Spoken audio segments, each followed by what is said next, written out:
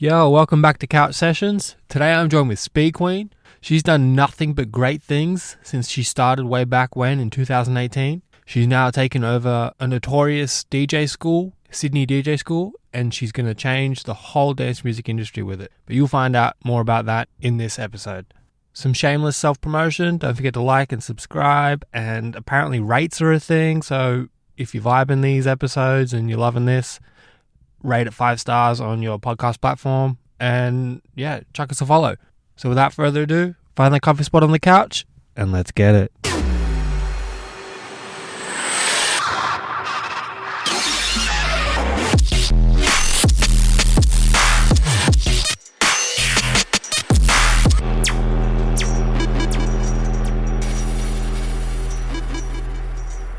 Hey Nikki, thank you so much for coming on. No worries, Michael. Thank you for having me. Let's start with where it all began. Where did it begin and what made you want to become a DJ? Oh, gosh. Well, it began about 30 years ago. So, although it took me a while to get there, I kind of grew up in the house scene in the north of England. I worked in a rave club for quite some time when I was sort of 16, 17. And that club had people like Carl Cox play, and Pete Tong, and K-Class. There was just like anybody and everybody used to play at this venue, and that's where my love for that kind of music really stemmed from. Always enjoyed clubbing all the way through like my early 20s, and have always had a passion for music even as a kid, like learning piano and flute. And I did a theatre arts course at high school and stuff. So there's always been like that in kind of my life in some way, shape or form. But it wasn't until I was 43 when I learned to DJ. So kind of had the passion, I think, in the background, maybe not the confidence to do it until I got to a point when I probably stopped caring about what other people thought and just decided to go and learn. Do you find that there's an age limit to DJing or being? No, not at all. And the thing that really surprised me or opened my eyes, I think, to people thinking that, was I did Your Shot in 2019, and there was people in their 20s stressing about all the people there that were 18, 19, because they thought that they were too old. And I'm like looking at them going, are you crazy? And I've not found that age has deterred me in any way, shape or form. And in fact, it's probably been beneficial because I've developed other skills through different areas of my life that have been really useful in networking and in getting myself the opportunities that I've managed to get in such a short space of time. So absolutely not. It is not a barrier to DJing. That's good to know. That means anyone at any age level can do this. Absolutely. Where did you learn your skills?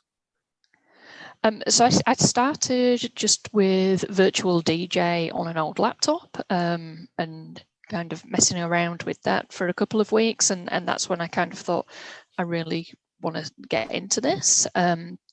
So I started looking online for courses and classes in Sydney, and found Sydney DJ School, and booked in with Andrew, and went and along and did my course. And did you learn much from Your Shot, or was it all mostly from the DJ school?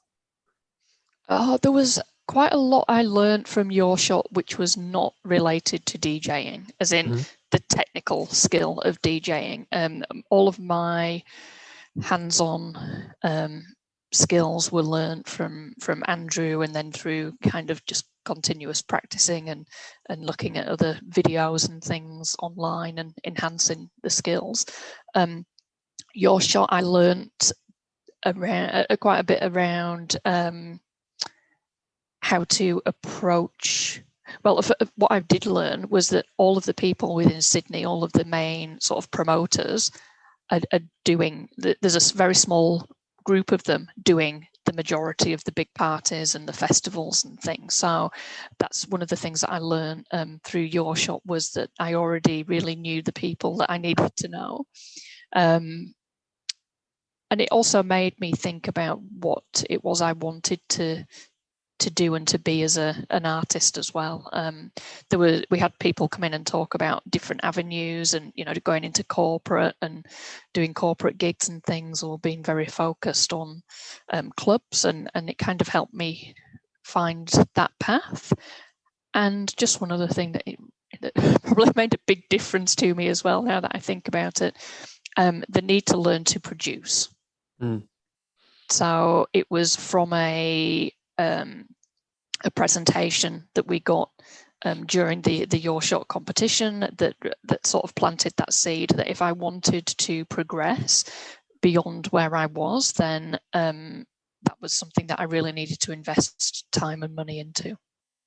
And from memory, I believe you do have a track out? So I have got a couple that are in the pipeline at the moment. So I do a program with Mixmasters, which is based in Ibiza. This year I'm on an accelerated breakthrough artist program. So it's 12 months, and every month we get a label that we've to produce a track for, and it's a small group of us that are doing this. As a house stream and a techno stream, so obviously I'm in the house stream. Although I do like techno, but not necessarily to produce. And we've had the opportunity to produce for some really cool labels. I had a track with Glasgow Underground, which they really loved the track. The sample that I used was Utah Saints, Something Good, and they're actually in conversation to see if Utah Saints are going to be bringing that back out again anytime soon. So we'll wait and see what happens with that one. Because obviously if Utah Saints are going to do it, then Glasgow Underground can't. So it's kind of in the hands of other people at the minute.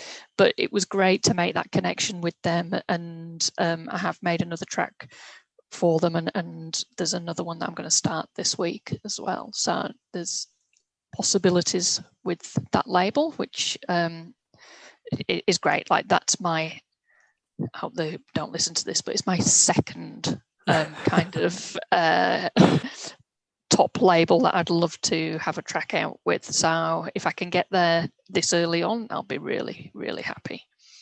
But yeah, I've also just done a track for Axtone, for Axwell's label, and got great feedback from the A&R team on just yesterday, and they've asked me to do a radio edit of the track and send that in. So keeping everything crossed that that goes further.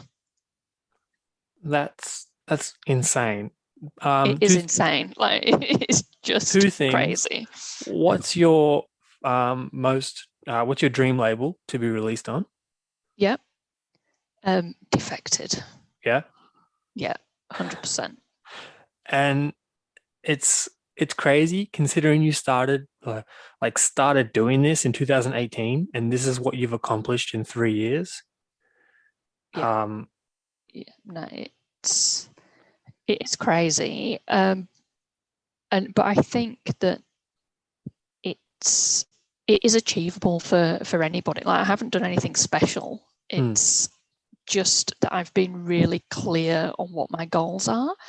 I've been really clear on the steps I need to take to achieve them, and I've invested a lot in my development. So, obviously, I did live school, which is is a costly exercise, but it taught me like so much about music production that it enabled me to hit the ground running. I wasn't trying to find things out for myself, and still things that I need to learn, but the basics were there, and I could develop those and then really get going with that as a skill. But also personal kind of development as well is absolutely crucial to achieving your goals. And mindset, without that, you're kind of wasting your time. It's safe to say that people can't use time as an excuse because you're a full-time mom, you have full-time work, you have a family. Do you find it hard balancing them all? Not really. Like I'm in a fortunate position that I get a lot of help from my husband. He's the cook of the house. He does the majority of the cleaning. He takes Elise to school and picks her up, and so there's a lot of, it's not me on my own. But I am conscious of being able to spend time with my family as well. So I have specific things that I do with them, whether it's on a weekend or a particular night of the week or whatever, and that's the time that I spend with them. And I'll try and spend more, but at least they know that I'm here on those days and we're going to do something together. And that's that's obviously very important. All of the other stuff it's a combination of either really good planning sometimes, and I'm a project manager in my job, so like breaking things down into tasks and scheduling them is what I do on a daily basis. So there's an element of that, but there's also an element of, oh crap, I haven't done this, and oh crap, I haven't done that, and I'm kind of on the fly doing a flyer for some event and putting an event up, and then I'll trigger a memory that I need to do something else. So I kind of have spurts of getting loads of stuff done, and then I can go, okay, now I don't need to do anything for a day or two.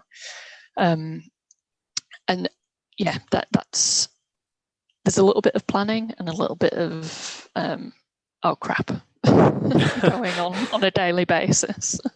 Is you're a pretty busy person, with your full-time events, Arcadia, your Bondi Beach radio, All Things House, and now taking over Sydney DJ School. Yes. Time. Yeah. Where do you find it? Wherever I can, like, under the chair or behind the curtain. I think, like, sometimes the busier you are, the more you can do. And if you're not doing anything all day long, you can make yourself busy or make excuses as to why you can't do something. And I do that myself as well. Like, there'll be some days where I just think, okay, I don't want to do anything today, and I'm going to be busy just on the sofa or playing Fortnite, which new season out today, better download that. So yeah, I think it's about having that kind of clear path as to where you want to get to, and not saying yes to everything, because I don't. Like, there's opportunities that have come my way that have been extremely tempting, but I have to ask myself the question, is that actually going to help me get to where I need to get to? Like, it's cool, but does it actually achieve anything for me as a result of investing the time in that? And if the answer is no, then I won't do it. But if the answer is yes, then it's a case of, well, what can I stop doing in order to accommodate this, or who else can I bring in to help me achieve these things? And for building that network and team is crucial. So for the Bondi Beach Radio, I have Carmel Yeager, who is the co-producer. She will do the show if I'm unable to. Like, next week, it's my daughter's birthday. I'm not going to go and do the show. I'm going to spend the afternoon with my daughter, and Carmel will do the show. So there's having those people around you that you can rely on to help you is absolutely critical. Arcadia, it was every week, it's now every month, which I'm relieved about. I love going every week, but it's a lot. It's a lot to organise the DJs. It's a lot to try and get people to the venue. It is a lot of effort, and to do that every single week for one event is it takes its toll. So now that's once a month, but it means that those monthly events I can do something hopefully bigger and better with. So the next one that I've got at Arcadia is with Rotary Disco, and we're doing a big kind of disco night. So I can do those collaborations and stuff with people when it's a once a month. In fact, for the next 3 months, I've got collaborations kind of booked in for the Arcadia nights, which is, really, really exciting. But again, it means I've got another group of people helping with all of the stuff that goes with it. The DJ school is going to be, a time-consuming beast, but again, great team. Andrew's staying around. He's going to help make sure that everything's running as smoothly as it can. We've also got a group of new trainers that we're bringing on board, so that we've got coverage for training pretty much from 10 o'clock in the morning till 10 o'clock at night. So we can accommodate a whole bunch of lessons during that time, and the trainers are amazing. They're people that are known predominantly to the industry within Sydney, and have definitely got the skills and knowledge and expertise to really help new people particularly, but even experienced kind of grow their skills. My son has now got a job working for me, helping me with the school, so that's kind of helped me and helped him out. So yeah, I think it's crucial to have that support network. Otherwise, you will never get the headspace to do everything well. Like I'm beginning to see the things I should stop doing, and they're little things, but over time they take up a lot of energy. Like creating flyers. I can get somebody else to come and do that for me. But then part of me thinks, but by the time I've told them what I want, it'll be quicker to do it myself. It's trying to balance all of that sort of stuff. So, there's a lot going on, but I do have a lot of support. That's always helpful. What was your thought process of taking over the DJ school? Well, it's been a conversation that Andrew and I have had for a while. So it hasn't just happened overnight and I've gone, oh yeah, that sounds like a great idea. It's an idea that's sort of been bubbling along for a few months, and just timing and things needed to align. And we got to a point where it did for both of us. And knowing that Andrew is still going to be there, the whole purpose for him is to concentrate on his online school, which is where he wants to develop things, but he still wants to see the face-to-face aspect thrive as well, but knows he can't really do both justice. So that was the reason for him looking for someone to help take that on. So knowing that he's still there in the background is really comforting, and it's something that really played into whether I would do this or not. But my ultimate goal is to work in this industry full time, and I see this as a mechanism to help me do that at some point in the future. So after giving it, quite a bit of thought, it seemed like it felt right, and it seemed like the right opportunity for me to take to enable me to get into this world on a permanent full-time basis. No, it's a very exciting step to take, especially being able to support the next generation of DJs to take over Sydney. Absolutely. It's a great opportunity. I love to see other DJs like grow and develop and thrive, and that's been the ethos of Arcadia. That's been about giving people that are fairly new to the scene, and some not so new, but that are kind of looking for somewhere where they can go and develop their skills.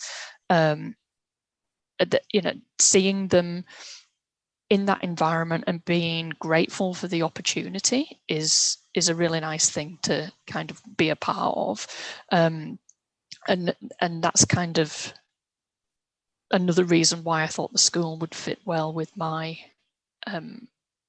just my goals and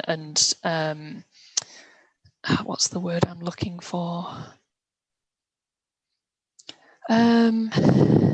Just being able to help people develop their passion and skills, and hopefully if they get a fraction out of that journey as to what I've done, then I'd be very happy. If they get as much out of it as what I've got, then I'd be ecstatic, because it has changed my life.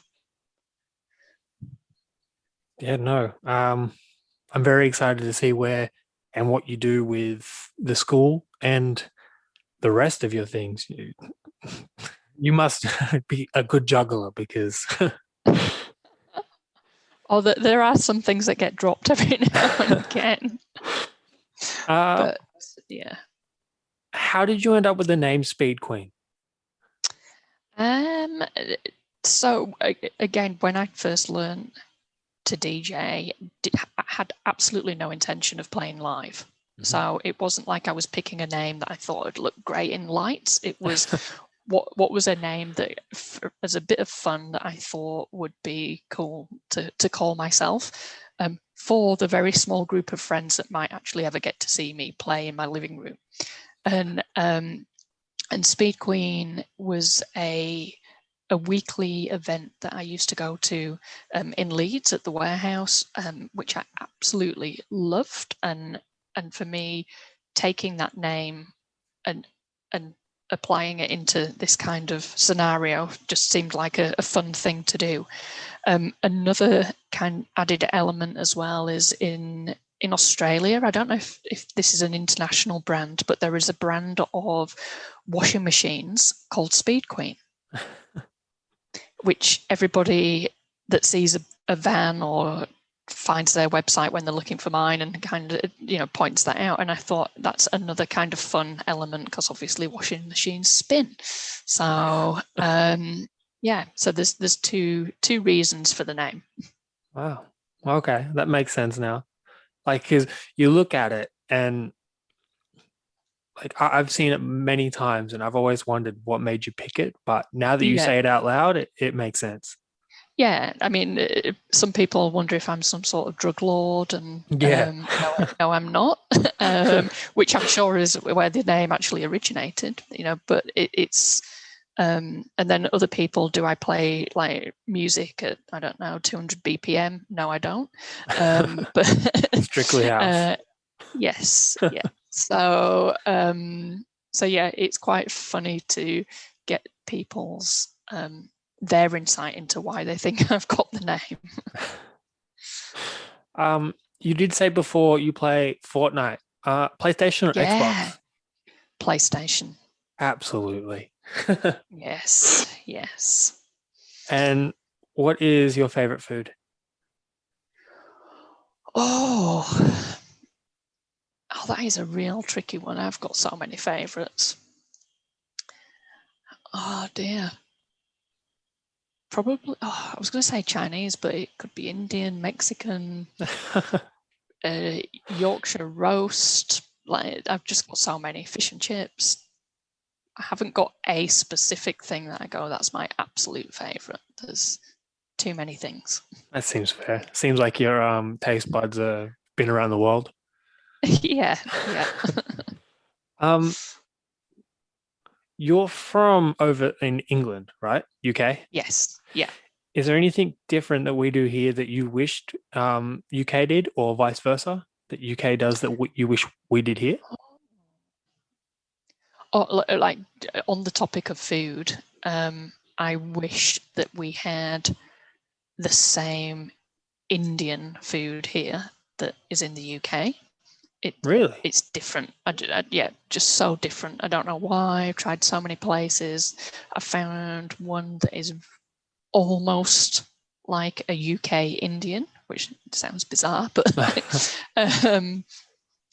but yeah, like where I lived,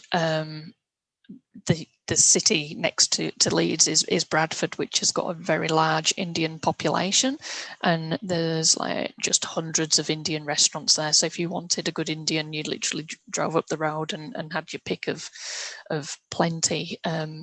But yeah, here really struggled to find one. So that would be one of the things. Look, I'm gonna say it. In 3 years, you'll own an Indian restaurant. I'm gonna say it. You know, seems like you're a very businessy woman. So I'm not sure I'd go it. that far. I don't know if I'd go that far. I'd stop putting ideas in my head.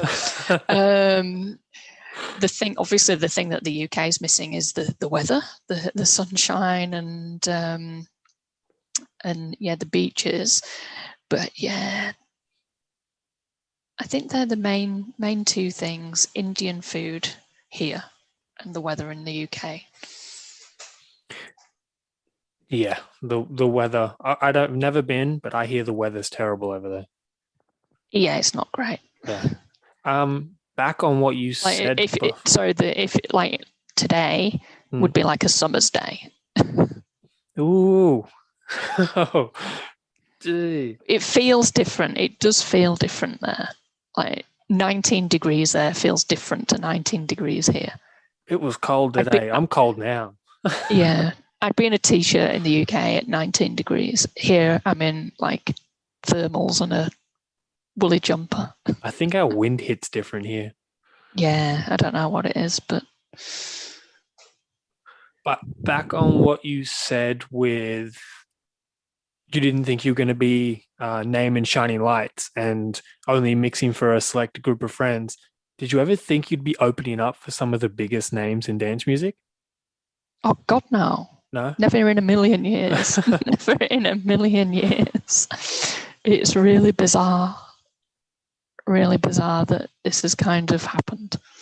Who was your favorite person you opened up for?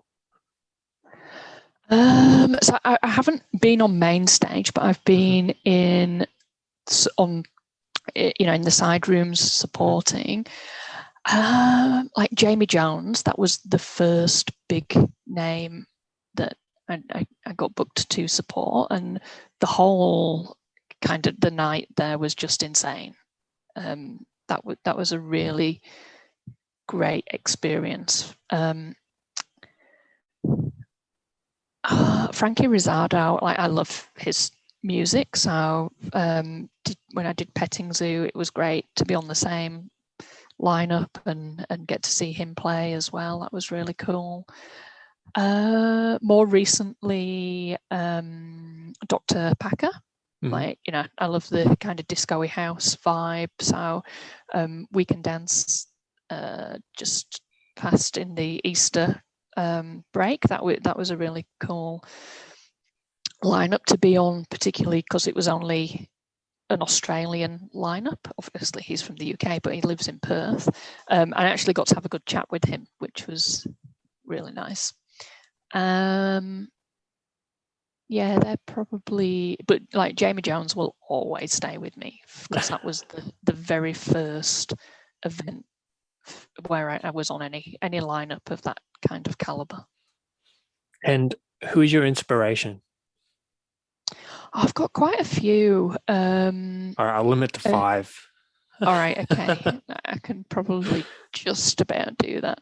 So I like Purple Disco Machine. Mm-hmm. He's been an inspiration for quite a while. Bob Sinclair, mm-hmm. Loved him since I was about 16. Like the first vinyl that I actually purchased was Bob Sinclair. Fatboy Slim, like he's just such an entertainer. You know, the lives that he does, the the festivals and things with everything going on in the background is just amazing to watch. How many is that? 3. Cal Cox, like legend, like full stop. I don't think I need to say anything else.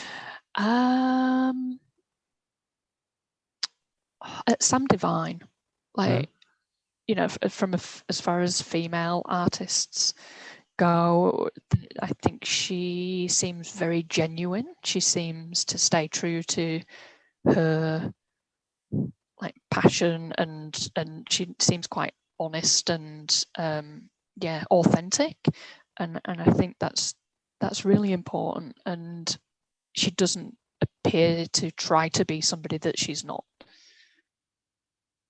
and which I really admire. Yeah. No, that's a nice list. A bunch of greats, and a lot of classic artists too. Yeah. Fatboy Slim. It's been a while since I've heard of him. Yeah, no, I love him. But, yeah. Great. What can we see from you in 2021 and 2022? Because we're halfway through. I know, how scary is that? Yeah. So for the rest of 2021, I'll be spending a lot of time focusing on building the DJ school from the amazing brand that it already is into something even hopefully bigger and better. So that's going to take a lot of my focus. I've got another 7 labels to produce for this year. Don't know who they are yet. Have some inkling around some of them, but I can't say who they're going to be. So we'll see what comes of that. In fact, I think this week I find out who the next one is. What else will it be? Like events. I love doing the events side of things. So I'll be continuing with Arcadia. I'm going to be doing a Afro house night in not next month, the month after. Going to be doing quite a specific tech house night as well with Arcadia. We've got the Wolfpack Tribe events that are every month, so I'll be managing those and getting the lineups for those and helping the new recruits that have come through the school with their first events, which will be interesting. And yeah, 2022, hopefully third time lucky, supporting Basement Jacks. If that gets pushed out another year, I think I might cry. So that's on the radar. I haven't got any other big ones booked in at the moment, but we will see. Yeah, well, you never know. You never know. I do want to get over to Ibiza at some point. I don't think that's going to happen this year, apart from not having any time and obviously not being able to travel. So that might be on the list for next year. That's all right. I don't think they're ready for you. Probably not. Will we see a release by the end of the year? Oh, absolutely. Yeah. Guaranteed. Well, I'm excited. See if all this hard work has paid off. Yeah. No, like the one for Axtone, I'm feeling pretty confident with, and I think from the feedback that I've had from that on that track from a variety of other people, not just from them, if they don't take it, I'm confident that somebody else will. So we'll see what happens there. But yeah, I know that something will come out this year. Awesome. I'm very excited. Meeting you about 2 years ago, and to see where you are now. This is you've absolutely been amazing. A huge part of my journey. I mean, the whole radio thing, and doing the mixes for Love Dance Radio, that kind of really helped me keep my momentum going, and then taking that into the actual radio show again helped me develop my confidence and being able to speak on a microphone. The first one I did, I was petrified, and looking back, I'm thinking, why was I so scared? But it's just building the skill and having that opportunity to practice, and I think people kind of get disheartened if they don't see results. Like if I do a live stream and I've got one person watching, I could look at that and go, oh, well, I'm going to turn it off because I've only got one person watching. But I have a different kind of approach to it. I think that one person could be anybody. Like, I don't know who they are. So from that, other things could happen. But I'm enjoying it. I'm enjoying myself. I'm doing a mix, and for me, that's the most important thing. I'm getting the opportunity to practice, and that continuous development. And from that, you don't know what's going to come. And there were so many times during lockdown when I was doing live streams, and there'd be 2 people watching, and then sometimes there might be 30 people watching. But I never knew who they were. Sometimes people had messaged and stuff, so but after those events, I've had people like Robbie Lowe say, oh, I've been watching your live streams. I'm like, what? Mark Dynamics, I've been watching your live streams. And I'm like, what? So I think my kind of advice to people is don't get disheartened. Focus on your own journey. Just keep doing it, because you genuinely don't know who's watching, and showing up and being consistent is the most important thing. You could have dedicated fans waiting for your next move or your weekly everything, you just don't know. It is unbelievable that there are so many people that you don't see and don't know that are watching. It's quite weird to think, that's actually happening. And they will like or follow or tune in, and they might not do it every week, but they'll do it. Like every single live stream I've done on Mixcloud, I've ended up with at least one extra follower. Yeah, it's one extra you didn't have. One extra I didn't have. Yeah. So it's worth it, worth the time, investment, and obviously the joy. Yeah. Well, you seem very passionate about music, William. So. Oh yeah, no, love it. It's definitely what I want to be doing every single day. Before we wrap this up, do you have anything to say to your ever-growing fan base? Yeah. I mean, like I'm extremely grateful to anybody that takes the time to listen or comment or follow. It really does genuinely mean so much, and the support that I've had. And the comments and the messages that I've had, particularly in the last week and a bit since the news of me taking over the DJ school went out, has just been really humbling. And to know that so many people actually support what I'm doing and believing what I'm doing is amazing. So I genuinely want to say thank you to everybody that's taken the time to watch, follow, comment, send me a message. Like it, I wouldn't say I wouldn't be doing it without them, because I probably still would be doing it, but it makes it so much more worthwhile.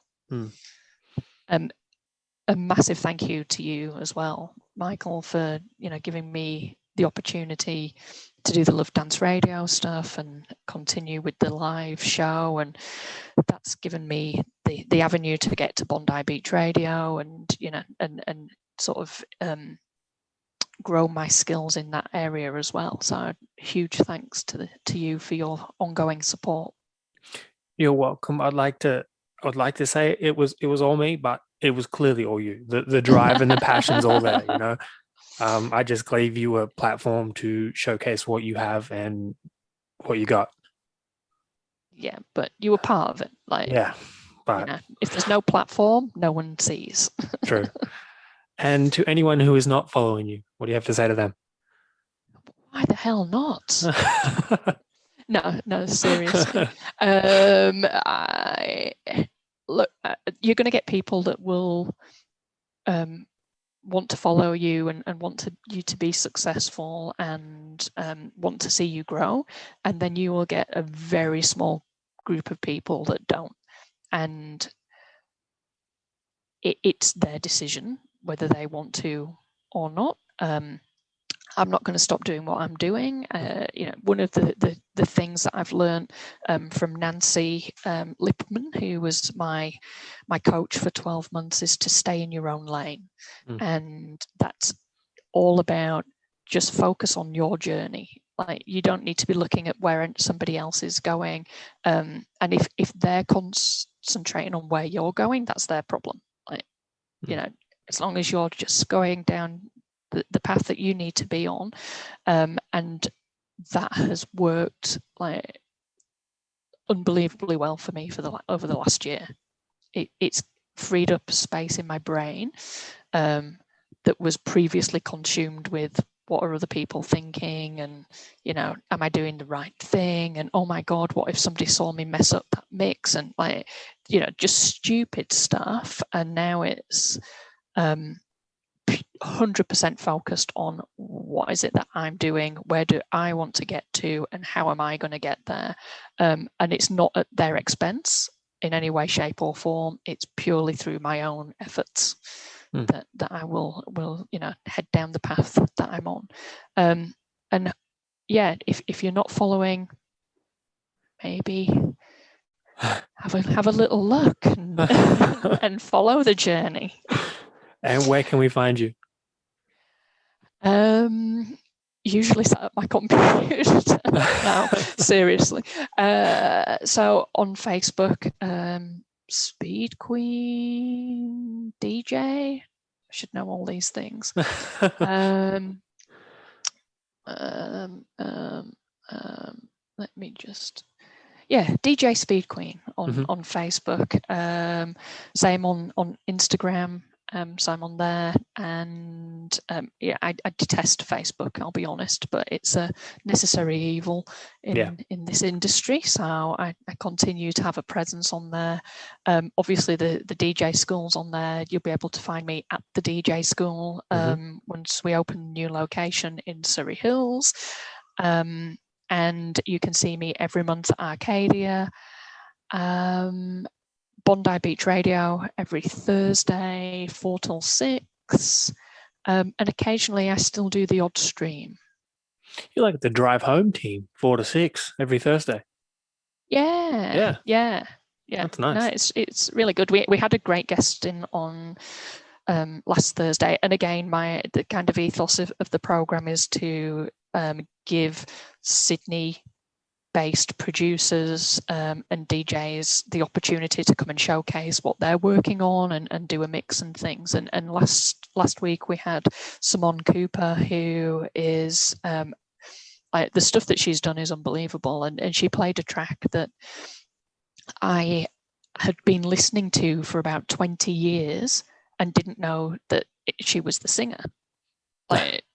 Not that, nor should I have known, because I've never, I've only recently met Simone. But she started playing this track, and I was like, oh my god, I've been listening to this for 2 decades. So she was on. We had listeners in Dubai, in Ibiza, in New York. It was just crazy. So I think to get, people that are Sydney based, out to all of these kind of different locations and to showcase their stuff is a really, really good opportunity to be part of. So we'll continue doing that. And then the other time I'll be in bed. I feel like you don't even have time to sleep. No, I do have time to sleep and to play Fortnite. I try and get in 1 or 2 games a day. Helps me kind of stop my day job, have a game of Fortnite, clear the day, and then start on whatever else it is, music production, flyers, events, that sort of stuff. It's always good to have that in between. Yeah, it's enjoyable as well. I'm actually getting quite good at it. I used to be shocking, but and I would say 80% of the time I finish second, and maybe 3% of the time I'll come first. That's pretty good. I can actually kill people now, which I could never do before. Like, I get 5 or 6 a game. So yeah, That's pretty good considering Fortnite's very competitive. it is. Yeah, like I used to be shocking. I used to hide in the bush, and my kids used to walk past really embarrassed, going, "Oh my god, she's camping." But it was fun. But now I'm far more skilled. Still can't build. Like the whole building thing is just like why? Yeah, that's all right. You can shoot. So yeah. I don't see the point in it. But yeah, it's all good fun. Well, I appreciate your time. It's greatly appreciated. I know you're a very busy person. No worries. It's been an absolute pleasure to talk to you. Hopefully I can inspire some other middle-aged people to go out there and learn to DJ. Well, maybe they can go through the school. Absolutely. Yeah. I do know a very good school. When's it open?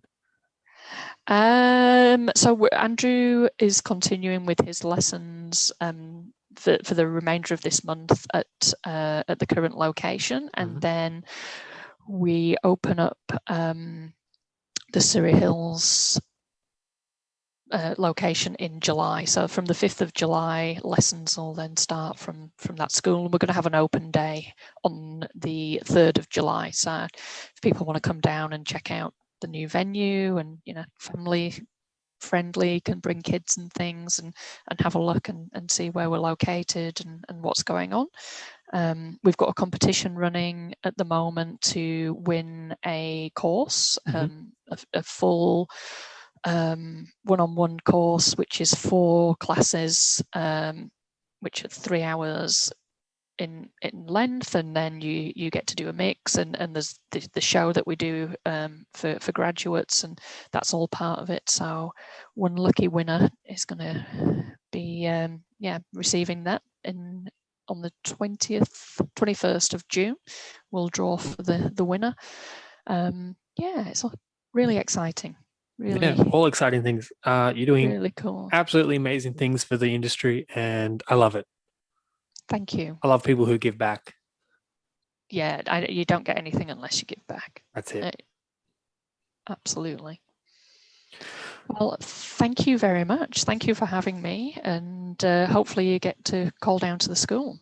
Yeah, I'll definitely have to come through. And, yeah. Nikki, thank you very much. You're welcome.